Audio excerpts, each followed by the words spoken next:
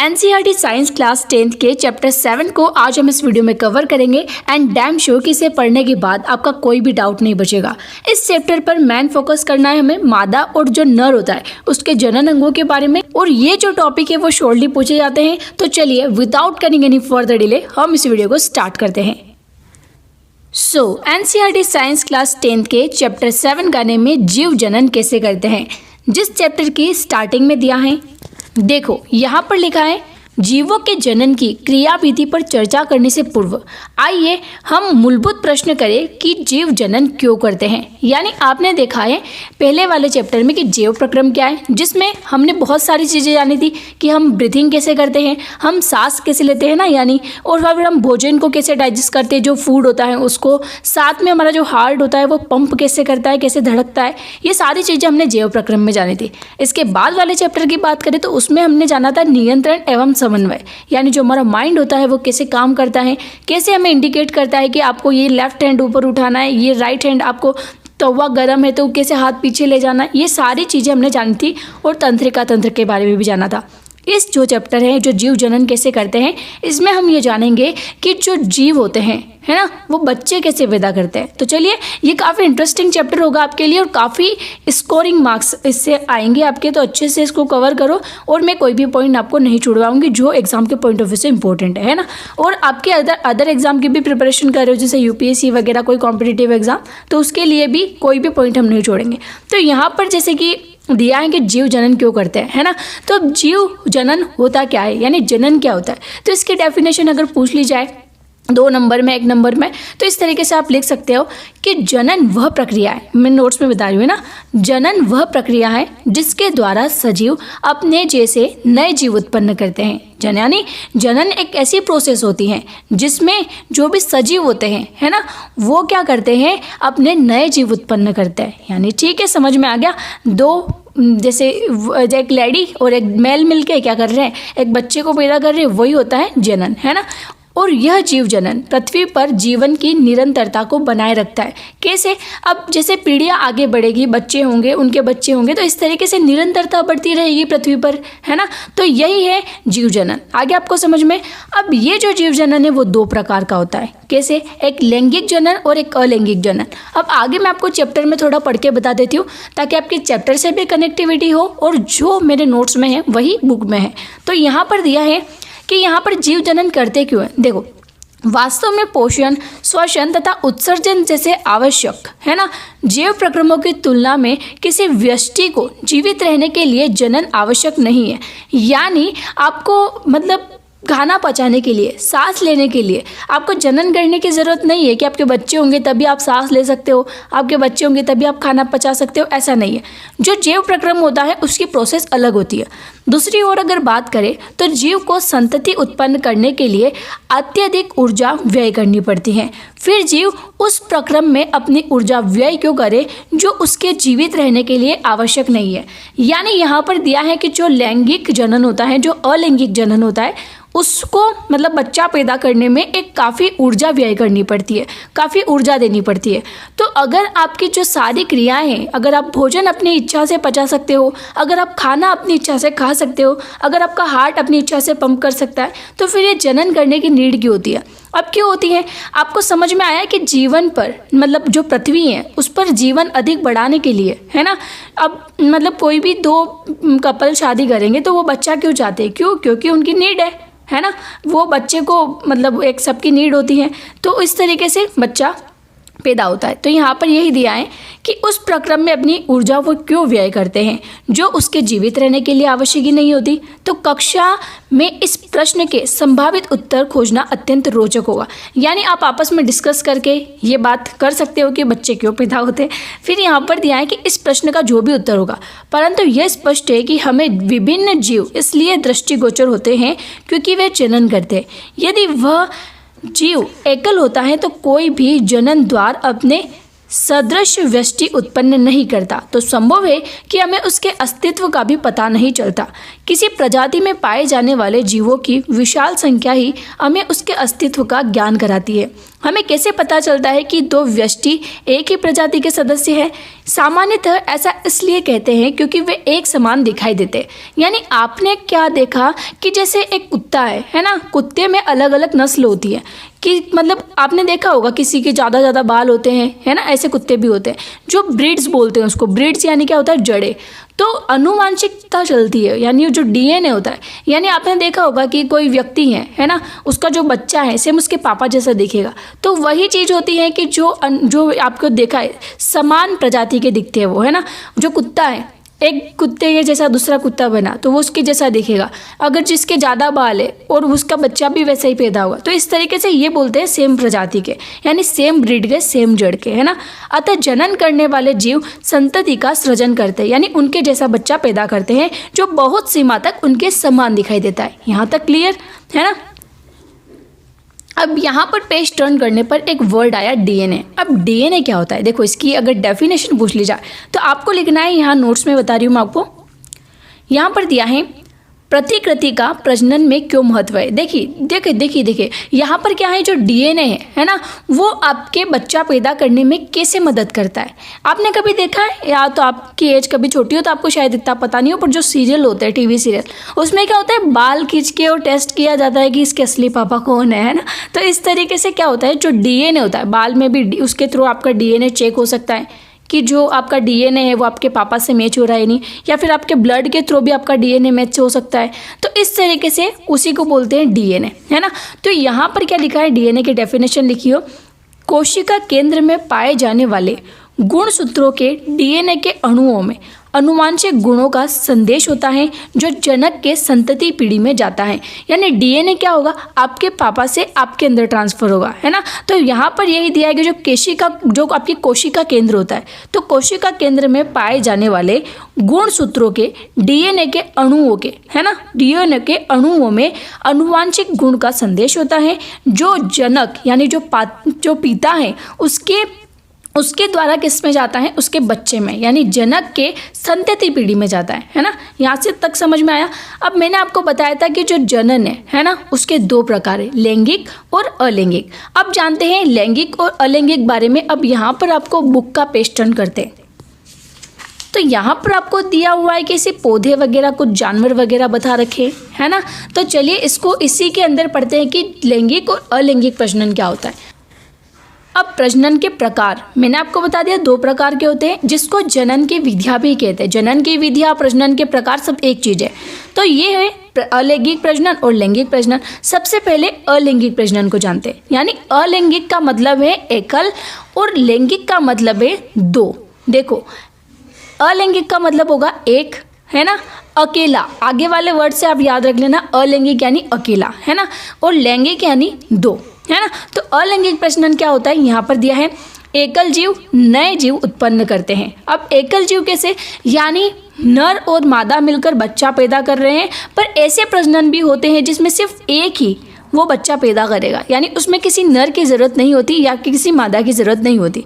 जैसे ऐसे कुछ पौधे होते हैं, जैसे कुछ पुष्प होते हैं, फूल होते हैं, जिसमें एक फूल से दूसरा फूल बनता है। अब यहाँ पर मैं बताऊंगी युग्मक का निर्माण नहीं होता। अब युग्मक क्या होता है, देखो जो नर होता है उसमें पाया जाता है शुक्राणु, है ना, और जो उनका एग होता है ना, और जो मादा होती है उसमें पाया जाता है अंडाणु, है ना।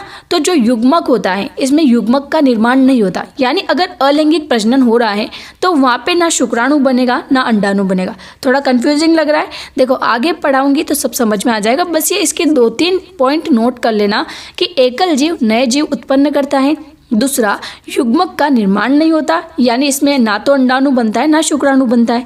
फिर दिया है नया जीव पैतृक जीव के समान या समरूप होता है, यानी इसमें दिया है कि जो भी बनेगा नया फूल पौधा कुछ भी वो सेम टू सेम बनेगा, है ना, उसमें कोई भी चेंजेस नहीं होंगे।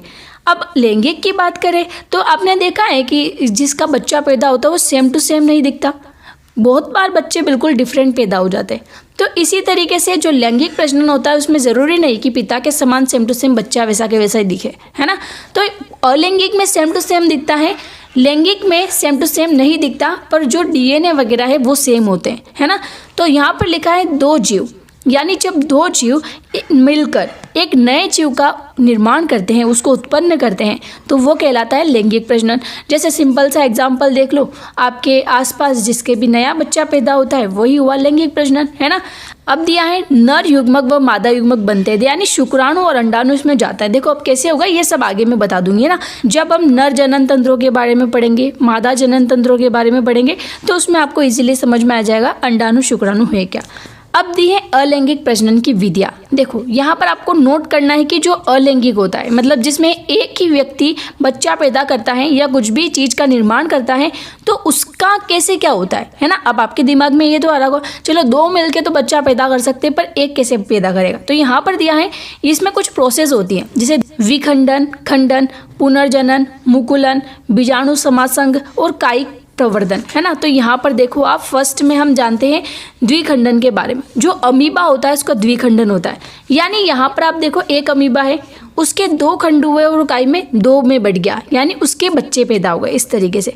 अब यहाँ पर देखो आप, जो लेशमानिया है उसमें किस तरीके से द्विखंडन हुआ, यानी एक लेशमानिया है उसके दो लेशमानिया बन गए, यानी इस तरीके से इनमें प्रोसेस होती है। फिर यहाँ पर आप देखो बहुखंडन कैसे हुआ, है ना। तो ये है एक तरीके से जो प्लाज्मोडियम है उसमें किस तरीके से बहुखंडन हुआ, ये टूटेगा और ये सब अलग अलग हो जाएंगे।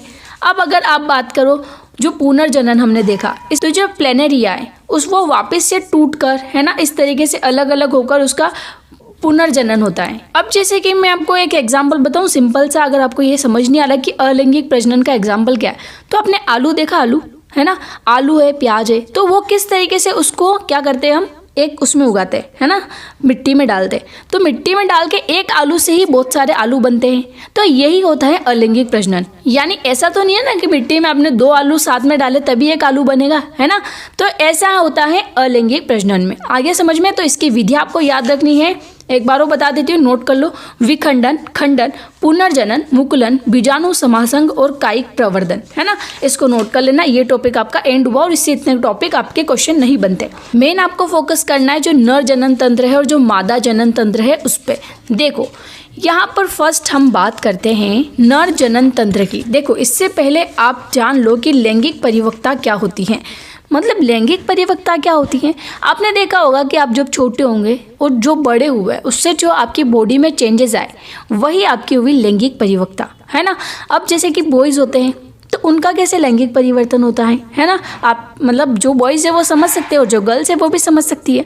तो इनको थोड़ा अगर आप साइंस पढ़ते हो, जो बायोलॉजी पढ़ते हो, उसमें तो आपको ओपन होकर ही थोड़ा पढ़ना पड़ता है। तो यहाँ पर आपका जो गले का वॉइस होता है वो थोड़ा मोटा हो जाता है ना, इस तरीके से। तो बहुत सारे चेंजेस, जो लड़के होते हैं उनकी दाढ़ी उगने लगती है फेस पे, तो यही होती है आपकी लैंगिक परिपक्वता। तो यहाँ पर अगर डेफिनेशन पूछ ली जाए तो आपको लिखना है जीव का वह काल जब नर में शुक्राणु तथा मादा में अंड कोशिका का निर्माण शुरू हो जाता है। किशोर अवस्था की इसी अवधि को, यानी किशोर अवस्था की इसी अवधि को क्या बोलते हैं, यौवनारंभ, है ना। अब नेक्स्ट टॉपिक आपका दिया है नर जनन तंत्र के 4 भाग होते हैं, यानी जो पुरुष होता है उसमें जो भी जनन होगा वो 4 भागों से होगा, है ना। किस थ्रू बच्चा आपका बाहर जाएगा, किस तरीके से जो स्पर्म है वो बाहर निकलेगा। तो यहाँ पर आप देखो 4 इसके भाग है, वृषण कोश और वृषण, है ना, पहला ये हो गया। दूसरा हो गया शुक्रवाहिनी, तीसरा हो गया शिश्न मूत्र मार्ग और चौथा हो गया शुक्राशय, है ना, शुक्राशय। तो यहाँ पर आपको क्या करना है, अगर आपसे क्वेश्चन बने कि नर जनन तंत्र के 4 भागों को डिस्क्राइब कीजिए या जो नर जनन तंत्र है उसके बारे में बताइए, तो आपको ये सबसे पहले 4 भाग लिखने हैं। फिर आपको सबसे पहले मैं डायग्राम बता देती हूँ तो आपको समझ में आ जाएगा। निकालो डायग्राम, ये रहा हमारा डायग्राम। तो यहाँ पर क्या है, ये जो आपको दिख रहा है ये बैक पार्ट है, यानी पुरुष के पीछे वाला भाग, है ना, जिसको आप पीछे वाला भाग मान सकते हो, और ये जो है ये आगे वाला भाग है। तो आगे वाले पार्ट के थ्रू ही आपका बच्चा पैदा होगा। तो चलिए यहाँ पर देखते हैं। यहाँ पर दिया है वृषण कोश। तो वृषण कोश कहाँ पर है, ये आपको दिख रहा है पिंक वाला पार्ट। फिर आपको दिख रहा है वृषण, ये येलो वाला पार्ट। फिर आपको दिख रहा है शुक्रवाहिनी। शुक्रवाहिनी क्या है, ये जो नली दिख रही है आपको यहाँ से जाती हुई यहाँ यहाँ यहाँ यहाँ ये यहाँ पर निकल रही है, तो ये क्या है आपकी शुक्रवाहिनी, है ना। फिर आपका दिख रहा है शिश्न और मूत्र मार्ग। तो ये है आपका शिश्न, देखो, और ये आपका रहेगा मूत्र मार्ग। मूत्र मार्ग यानी जहाँ पर आपका मूत्र बाहर निकलता है वो होगा मूत्र मार्ग, और यहाँ पर आपका शिश्न यानी जो मूत्र मार्ग के ऊपर का जो पार्ट होता है वो। फिर आपका दिया है शुक्राशय। तो शुक्राशय कहाँ पर है? ये शुक्राशय आपको दिख रहा है कि इस मूत्र वाहिनी से कुछ ना कुछ कनेक्ट है ना। ये कुछ ऐसे एक जैसा अंडे जैसा दिख रहा है छोटा सा, और ये किससे कनेक्ट है? शुक्र वाहिनी से। तो चलिए अब इनकी डिटेल जानते हैं। सबसे पहले नोट्स में देखो वृषण क्या होता है। तो वृषण जो होता है आपका वो उदर गुहा के बाहर वृषण कोश में उपस्थित होता है। उदर गुहा क्या होता है? जो पेट होता है उसके नीचे वाला जो पार्ट होता है ना, आपके जो प्राइवेट पार्ट होता है उसके जस्ट ऊपर, है ना, उसके जस्ट आसपास, तो वही आता है आपका उदर गुहा के नीचे की साइड थोड़ा, है ना। तो आपका पेट जो है उसके नीचे की साइड जो पार्ट होता है वहाँ पर होता है आपका वृषण। और वृषण कहाँ होता है? वृषण कोश में उपस्थित होता है। अब कैसे? तो यहाँ डायग्राम में देखो, ये आपका है वृषण कोश, है ना। वृषण कोश के अंदर आपका क्या उपस्थित रहेगा? वृषण। तो यहाँ पर यही दिया है कि जो आपका वृषण होता है वो वृषण कोश के अंदर होता है ना। अब वृषण कोश के अंदर क्यों होता है और इसका तापमान कम क्यों होता है? किसका? वृषण का तापमान कम होता है। क्यों? क्योंकि यहाँ पर शुक्राणु इजीली बन सके, जो स्पर्म बनेगा वो यहीं पर बनेगा, है ना, जिसको हिंदी में वीर्य बोलते हैं। वीर्य अगर आप सर्च करोगे तो आपको समझ में आ जाएगा। तो यहाँ पर जो वीर्य बनता है उसको तापमान की कम ज़रूरत होती है क्योंकि वो इजीली बन सके, है ना, इसलिए इस वृषण का तापमान कम होता है। फिर यहाँ पर दिया है कि जो नर युग्मक होते हैं वो शुक्राणु बनाता है।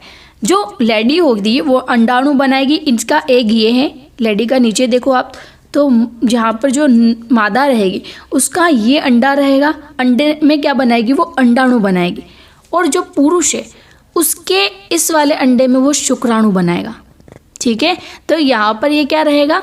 शुक्राणु बनाएगा, है ना। तो इस शुक्राणु को बनने के लिए इस वृषण का तापमान कम होता है क्योंकि शुक्राणु इजीली बन सके। समझ में आ गया? अब फिर यहाँ पर दिया है जो वृषण ग्रंथि होती है वो क्या करती है? टेस्टोस्टेरोन नाम का एक हार्मोन उत्पन्न करती हैं। तो इसको आपको नोट कर लेना है क्योंकि कभी आपसे पूछ लिया जाए फिलिंग द ब्लैंक्स में या टिक मार्क में किसी में भी पूछ ले कि जो वृषण ग्रंथि होती है वो कौन सा हार्मोन उत्पन्न करती है, तो टेस्टोस्टेरोन नाम का हार्मोन उत्पन्न करती है। तो ठीक है, यहाँ पर आप लिख सकते हैं। अब हम बात करते हैं, आपको वृषण कोश क्लियर हो गया ना। अब यहाँ पर हम सेकेंड टॉपिक जो ये शुक्रवाहिनी। शुक्रवाहिनी यानी जो नली होती है, जो ट्यूब होता है उसको बोलते हैं शुक्रवाहिनी। अब नली यहाँ पर देखो, वृषण से होती हुई ये नली कनेक्ट है और कहाँ पर जा रही है? ये सीधा मूत्र मार्ग में निकल रही है। अब आपको समझ में आया? तो इस वृषण के अंदर जो भी वीर्य बनेगा, जो भी स्पर्म बनेगा, वो इस शुक्रवाहिनी के थ्रू इस मूत्र मार्ग से बाहर जाएगा, है ना। तो यहाँ पर दिया है कि जो शुक्रवाहिनी होती है ये शुक्राणुओं को, शुक्राणु वीर्य सब एक ही है, वीर्य स्पर्म, है ना, तीनों आप एक वर्ड मानना।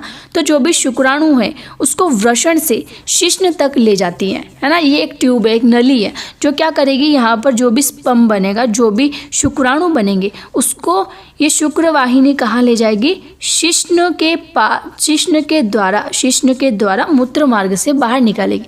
शिश्न क्या है? मूत्र मार्ग के बाहर का पार्ट, इसको बस ऐसे ही लिख रखा है। अब मूत्र मार्ग क्या है?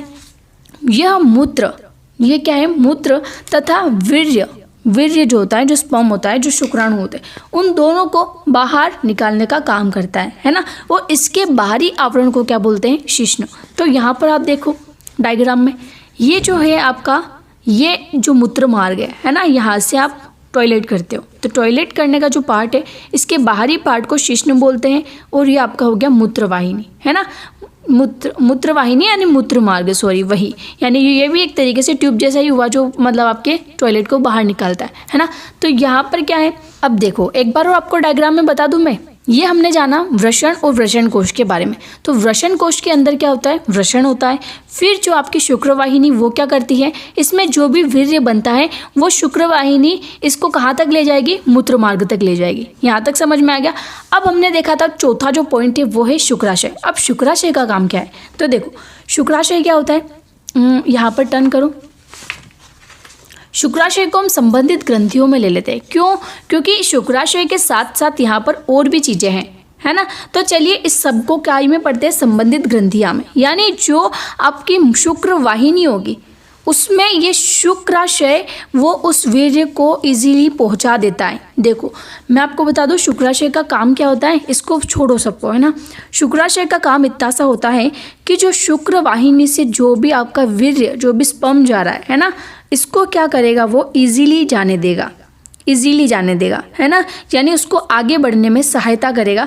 वो कुछ ऐसे लिक्विड रिलीज करेगा जिससे वो इजीली और बाहर जाएगा, है ना। तो यहाँ पर आप देखो, यहाँ पर लिख रखा है कि शुक्राशय ग्रंथि तथा प्रोस्टेट ग्रंथि अपने स्त्राव जो शुक्र वाहिनी होता है उसमें डालते हैं। जो शुक्राशय होता है और जो प्रोटेस्ट ग्रंथि होती है, एक और होती है प्रोस्टेट ग्रंथि, प्रोस्टेट ग्रंथि, अरे सॉरी प्रोनाउंस नहीं हो रहा है मुझसे, प्रोस्टेट ग्रंथि है ना। जो प्रोस्टेट ग्रंथि होती है वो क्या करती है, जो शुक्राशय है इसके साथ मिलकर इस शुक्र वाहिनी में कुछ ऐसे स्त्राव करती है, कुछ ऐसे लिक्विड रिलीज करती हैं जिससे वो वीर्य, वो स्पर्म जो होगा वो इजीली मूत्र मार्ग से बाहर निकलेगा। आगे समझ में। तो यहाँ पर और क्या दिया है, शुक्राणु तरल माध्यम में आ जाते हैं।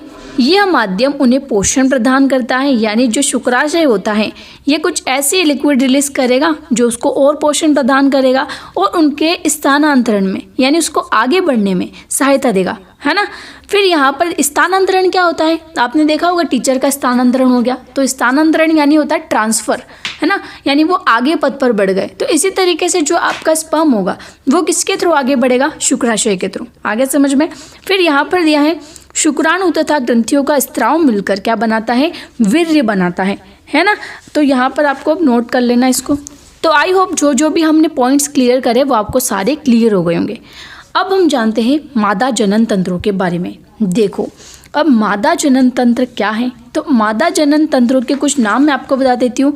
फर्स्ट होगा अंडाशय, फर्स्ट में पढ़ेंगे अंडाशय के बारे में। फिर पढ़ेंगे अंडवाहिका के बारे में जिसको फैलोपियन ट्यूब भी कहते हैं, है ना। फिर हम पढ़ेंगे गर्भाशय के बारे में, जो गर्भाशय आपको दिख रहा है। फिर हम पढ़ेंगे प्लेसेंटा के बारे में, और यहाँ पर आपका जो मादा जनन तंत्र है वो आपका यहाँ पर एंड हो जाएगा।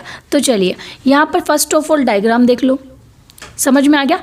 तो यहाँ पर अंडाशय दिया है, फिर दिया है आपको अंडवाहिका, फिर आपको दिया है गर्भाशय, और फिर दिया है प्लेसेंटा। अब प्लेसेंटा यहाँ पर तो आपको दिख ही नहीं रहा है, तो मैं आपको बता देती हूँ कहाँ पर है।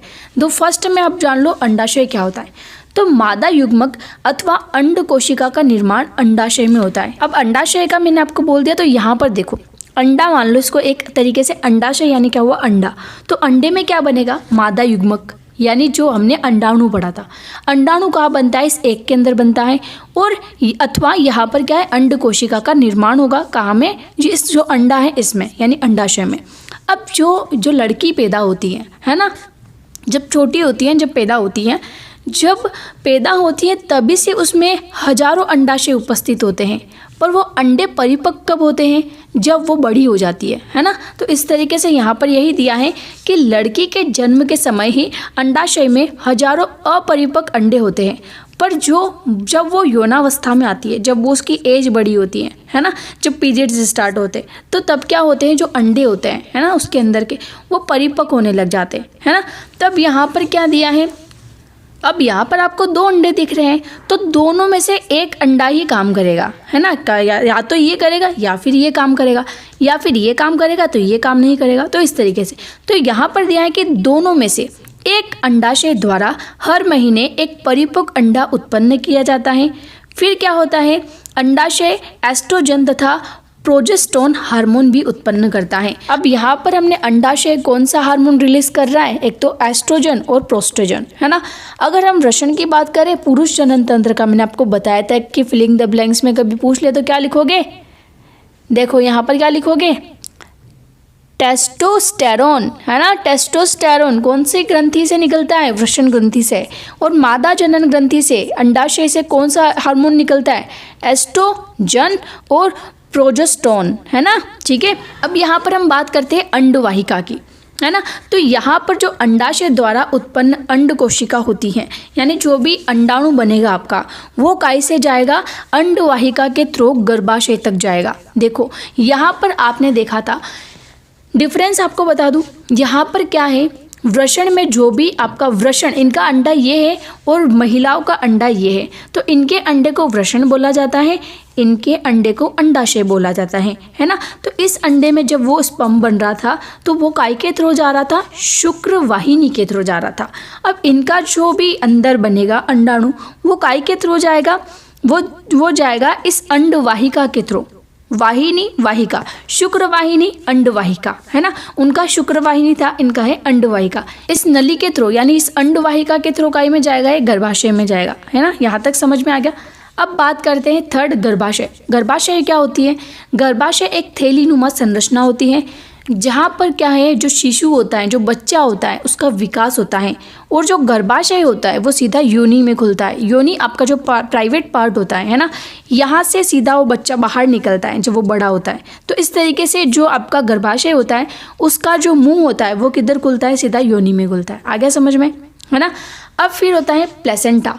प्लेसेंटा यह एक ऐसा टिश्यू होता है जिससे भ्रूण मादा से जुड़ा होता है ना। यानी आपने देखा होगा कभी कभी चित्रों में, जो बच्चा होता है उसकी एक नली होती है ना, एक नली होती है पेट में, उसके डूटी में। जब वो बच्चा बाहर निकलता है तो डूटी से माँ कनेक्ट रहती है उससे। तो डूटी जब उसकी काटते हैं वो नली, तो उसको क्या बोला जाता है, प्लेसेंटा बोलते हैं। तो प्लेसेंटा उसको क्या, जो टिश्यू रहता है उसके थ्रू वो माँ से कनेक्ट रहता है, और जो माँ खाती है वो बच्चे को लगता है।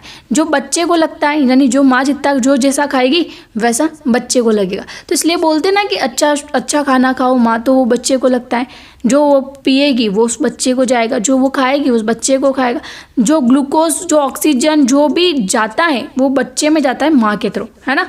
तो इस तरीके से जो डूटी से वो कनेक्ट रहता है उसको प्लेसेंटा, जो टिश्यू के थ्रू कनेक्ट रहता है वो प्लेसेंटा कहलाता है। समझ में आ गया, है ना। तो यहाँ का जो पार्ट आपको दिख रहा है इसको क्या बोलते हैं, ग्रीवा। यानी जो योनि का सबसे ऊपरी पार्ट होता है ये ग्रीवा, और ये आपकी क्या है, योनि। तो जो गर्भाशय होता है वो ग्रीवा से होता हुआ काय में योनि में खुलता है। आगे समझ में, ये क्लियर है। नर जनन तंत्र क्लियर है और मादा जनन तंत्र क्लियर है। फर्स्ट में मादा जनन तंत्र को एक बार और एक्सप्लेन कर देती हूँ। ये आपका अंडाशय होगा, यहाँ पर आपके अंडाणु बनेंगे। अंडाणु काय के थ्रू जाएंगे, अंडवाहिका के थ्रू काय में जाएंगे, गर्भाशय में जाएंगे। गर्भाशय वही स्थान होता है जहाँ पर शिशु बड़ा होता है, उसका विकास होता है। और फिर जो ये आपका गर्भाशय ये ग्रीवा द्वारा काय में योनि में खुलता है। Got it. और प्लेसेंटा क्या होता है, ये एक ऐसा टिश्यू होता है जिससे जो बच्चा होता है वो अपनी मम्मी से कनेक्ट रहता है। यानी जो वो खाएगा, जो मतलब जो मम्मी खाएगी वो उस बच्चे को लगेगा। जैसे आपका ग्लूकोज हो गया, जो ऑक्सीजन हो गया, जो भी वो लेगी खाना, उस तरीके से वो बच्चे के लगेगा, उसका विकास होगा। समझ में आ गया। तो अब यहाँ पर दिया है, देखो ये तो आपको क्लियर हो गया। अब ये प्रोसेस कब थी, जब बच्चा कब पैदा हो रहा था, जब ये सारी चीज़ें हो रही थी, है ना। अब यहाँ पर दिया है जब अंडे का निषेचन नहीं होता, यानी जब अंडा नहीं बनता तो क्या होता। अंडा कैसे बनता है, दो जेंडर के मिलने से अंडा बना, है ना। यानी एक नर हो गई एक मादा हो गई, है ना, तो उन दोनों से अंडा बनता है। पर जब ऐसा कुछ नहीं होता तो अंडे का निषेचन नहीं होता, यानी अंडा बनता ही नहीं। तो क्या होता है जब निषेचन नहीं होता, तो यहाँ पर क्या होता है, जब आपका वो अंडा नहीं बनेगा, जब प्रेगनेंसी नहीं होगी तो तब आपका पीरियड्स आएगा। ऐसा होता है जब प्रेगनेंसी होती है तब पीरियड्स मिस हो जाते हैं, तो जब प्रेगनेंसी नहीं होती तब आपका पीरियड्स आता है। अब कैसे आता है पीरियड्स वो मैं आपको बता देती हूँ। ये लड़कियों की प्रोसेस होती है ना। यहाँ पर दिया है हर महीने गर्भाशय खुद को निषेचित अंडे प्राप्त करने के लिए तैयार करता है, पर जब उसे अंड नहीं मिलता, यानी जब उसे वो पुरुष द्वारा, है ना, पुरुष द्वारा जब उसको वीर्य या वो स्पर्म नहीं मिलता तो क्या होता है, आपको जो अंडा, जो ये परत होती है, देखो मैं आपको बता देती हूँ, ये जो परत है ना, जब आपको स्पर्म नहीं मिला पुरुष से तो ये क्या होता है, जो ये परत रहेगी ये टूट जाएगी। क्यों टूट जाएगी, क्योंकि आपको अंडा मिला ही नहीं और वो सारी प्रोसेस हुई नहीं जो हमने आगे जानी थी, है ना। तो ये क्या हो जाएगा, टूट जाएगा, और टूटने से क्या होगा, थोड़ी ब्लीडिंग होगी, यानी थोड़ा खून आएगा, और वही खून क्या होगा, योनि के थ्रू बाहर निकलेगा और वही होगा पीरियड्स, है ना। तो इस जब अंडा नहीं बनता, जब अंडे का निषेचन नहीं होता तो क्या होता है, पीरियड्स आते हैं, है ना। यानी आपने देखा होगा हर महीने गर्ल्स के पीरियड्स आते हैं, तो वो क्यों आते हैं, क्योंकि उसके अंदर अंडा नहीं बनता इस तरीके का। अगर अंडा बन जाएगा, अगर दोनों नर और मादा का अंडा बनेगा तो क्या होगा, आपका पीरियड्स रुक जाएगा। आ गया समझ में। तो यहाँ पर यही दिया है कि हर महीने गर्भाशय खुद को निषेचित अंड प्राप्त करने के लिए तैयार करता है, पर जब उसे अंड नहीं मिलता तो क्या होता है, ये पदार्थ टूट जाती है और उस जो ब्लीडिंग होती है उसके थ्रू वो ब्लीडिंग बाहर आती है और इसी को क्या बोलते हैं, आपका पीरियड्स बोलते हैं, जिसे हिंदी में क्या बोलते हैं, रजोधर्म, है ना। अब यहाँ पर दिया है यदि निषेचन नहीं होता तो इस भित्ति की आवश्यकता नहीं रहती और यह परत क्या होती है, धीरे धीरे टूटकर योनि मार्ग से रक्त व म्यूकस के रूप में बाहर निकलती है ना। यानी जब निषेचन नहीं होगा, यानी जब आपका अंडा नहीं बनेगा तो इस भित्ति की आवश्यकता होगी क्या, तो यह भित्ति टूट जाएगी और टूटेगी तो जो भी ब्लड बनेगा, जो भी आपका गंदा खून रहेगा, वो खून आपके पीरियड्स के थ्रू बाहर आएगा। समझ में आ गया। अब फिर नेक्स्ट टॉपिक पर दिया है, नेक्स्ट पेज देखो।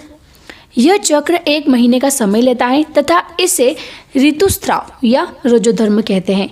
और फिर जब 40 से 45 एज हो जाती है लेडी की, जो महिला होती है उसकी एक एज क्या होती है, जब उम्र जब 40, 50, 45 हो जाती है तो उसके बाद क्या होता है, जो अंडाशय होता है उससे अंड उत्पन्न होना बंद हो जाता है और फलस्वरूप जो एक इस एज की, जो उस उम्र की लेडी होती है उसका पीरियड्स बंद हो जाता है, यानी ऑटोमेटिक बंद हो जाता है, उसको वो पीरियड्स आने ही नहीं लग जाते, है ना।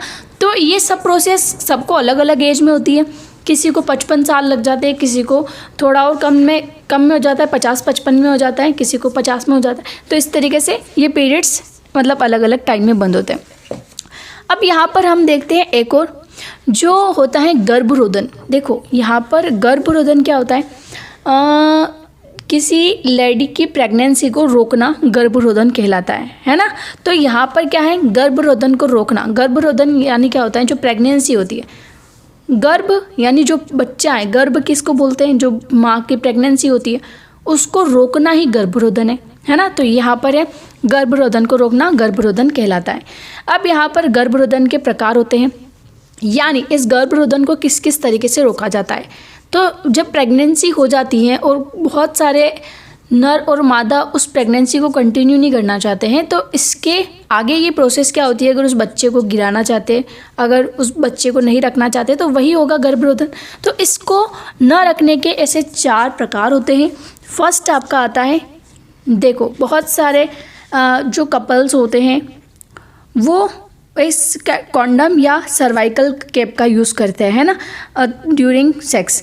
तो फिर यहाँ पर सेकंड प्रोसेस आती है दवाई द्वारा, यानी जब वो बच्चा बन जाता है, बच्चा बनने के बाद जो मतलब जैसे कि अब आपके पीरियड्स नहीं आए है ना, तो पीरियड्स नहीं आने के बाद में आप मतलब लेडी को पता चल जाता है कि उसके बच्चा है पेट में, तो अब उस अनवांटेड प्रेगनेंसी को यानी अनचाही प्रेगनेंसी को रोकने के लिए दवाई से भी उस बच्चे को गिराया जा सकता है। फिर जो थर्ड प्रोसेस आती है वो होता है लूप या कॉपरन। फोर्थ है शल्य क्रिया। अब शल्य क्रिया में क्या होता है, नसबंदी जो होती है, नसबंदी यानी उस नस को ही बंद कर दो, यानी वो स्पर्म ही बाहर नहीं आएगा तो बच्चा कैसे बनेगा, है ना। तो यही होता है आपका शल्य क्रिया के अंदर, जिसमें आपकी नसबंदी कर दी जाती है। फिर आपका जो स्पर्म होता है वो बाहर नहीं निकलता। ये लेडी के साथ भी हो सकता है, लेडी का भी बंद कराया जा सकता है और जेंट्स का भी बंद कराया जा सकता है। अब आपको समझ में आ गया। अब क्या हुए, देखो यहाँ पर रोगों का लैंगिक संचरण, देखो आपको ये पढ़ाया इसलिए जा रहा है क्योंकि आपको ये सब अभी समझ में आ जाए, है ना। बाद में ये आपको सारी शिक्षा क्यों दी जाती है, शिक्षा इसीलिए जाती है क्योंकि आपको सभी चीज़ों का नॉलेज हो, है ना। तो ये चीज़ें सबकी लाइफ में आगे जाकर होने वाली है, शादियों बाद में, है ना। तो यहाँ पर फिर दिया है कि जो रोगों का लैंगिक संचरण होता है, लैंगिक संचरण कैसे होता है, जो लिंग होते हैं, है ना, जैसे लेडी है और जेंट्स है, सिर्फ लेडी जेंट्स को नहीं लेते, 2 कुत्ता और कुत्ती, कुत्ती और कुतिया, इस तरीके से 2 रहते हैं, वो भी एक नर है और एक मादा है। जो एक लेडी एलिफेंट और एक जेंट्स एलिफेंट है ना, इस तरीके से बोलते हैं, मेल एलिफेंट और फीमेल एलिफेंट।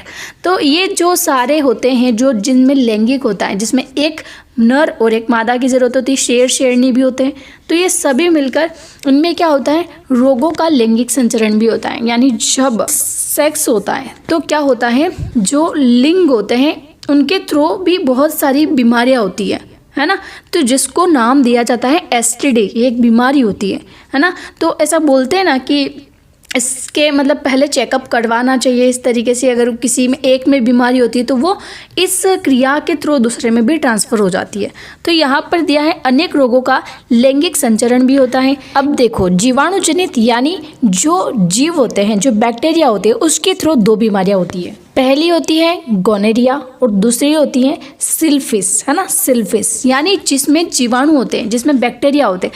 उसके मतलब अगर मेल में बैक्टीरिया होंगे तो वो फीमेल में चले जाएंगे, है ना, और अगर फीमेल में होंगे तो वो मेल में चले जाएंगे। तो इस तरीके से थोड़ा इसका ध्यान रखना चाहिए।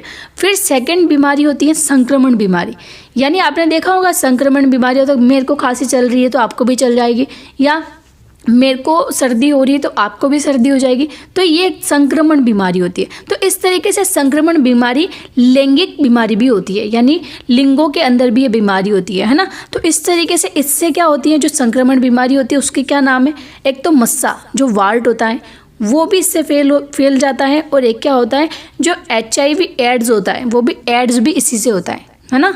अब आपको ये चीज़ें थोड़ी सर्च करके भी देख लेनी चाहिए, ताकि ये चैप्टर था ही इसीलिए आपको पढ़ाया इसलिए जाता है कि आपको थोड़ा बहुत इसका नॉलेज हो, है ना, क्योंकि आप सेल्फ अवेयर हो पाओ। और ये सारी चीज़ें नॉर्मल है, इतना कोई लोड नहीं लेना इनका। ये सब आपको थोड़ा बड़े होंगे तो आपको वैसे भी समझ में आने लगेगा, क्योंकि देखो ये चीज़ें क्या है, जब तक आप समझोगे नहीं तब तक आपको समझ में नहीं आएगी, है ना। और समझना इसको ज़रूरी है, क्योंकि अभी आगे जाकर आपकी सेक्स एजुकेशन भी इंक्लूड होनी चाहिए, ऐसा सब बोलते हैं। क्यों होनी चाहिए, क्योंकि बहुत सारे बच्चे थोड़ा बड़े होते हैं, फिर उनको कुछ समझ में नहीं आता है, और फिर समझ में आ भी जाता है तो गलत तरीके से समझ में आता है। कैसे, जैसे कि आप बड़े होंगे तो आपको किसी भी थर्ड प्लेटफॉर्म से उस चीज़ के बारे में पता चलेगा। अगर बुक के थ्रू चलेगा तो आपको सेक्स एजुकेशन के बारे में पता होगा, है ना, कि ये कैसे होता है, ये कैसे होता है। तो फिर अगर सही प्रोसेस से वो चीज़ आपके सामने आएगी तो आपको सही से पता होगा कि ये चीज़ सही में है क्या, है ना। अगर आपको गलत थ्रू के पता चलेगा, आपको थर्ड प्लेटफॉर्म के थ्रू ये चीज़ें पता चलेगी, तो आप ना उसके बारे में पूरा तरीके से जान पाओगे और आप उसमें फंस जाओगे, है ना। तो इस तरीके से आपको किसी भी चीज़ के बारे में पूरा बेस्ट से जानना है, ताकि आपको वो चीज़ें और उसका सॉल्यूशन पता रहे। तो आई होप आपको ये समझ में आया होगा, है ना, जीव जनन कैसे करते हैं। अब नेक्स्ट जो चैप्टर होगा वो आपका होगा अनुवांशिकता, यानी जो DNA हमने पढ़ा था। अब थोड़ा और इसको एक्सप्लेनेशन के साथ में पढ़ेंगे अनुवांशिकता चैप्टर में, कि जो DNA होता है, यानी जो DNA होता है वो आपके पापा के थ्रू आप में कैसे जाता है ना। ठीक है, तो चलिए इस चैप्टर को एंड करते हैं, और आई होप आपको ये वीडियो बहुत अच्छी लगी होगी। आपका फीडबैक जरूर देना। तो धन्यवाद, मिलते हैं स्टडीफाई में नए वीडियो के साथ। जय हिंद।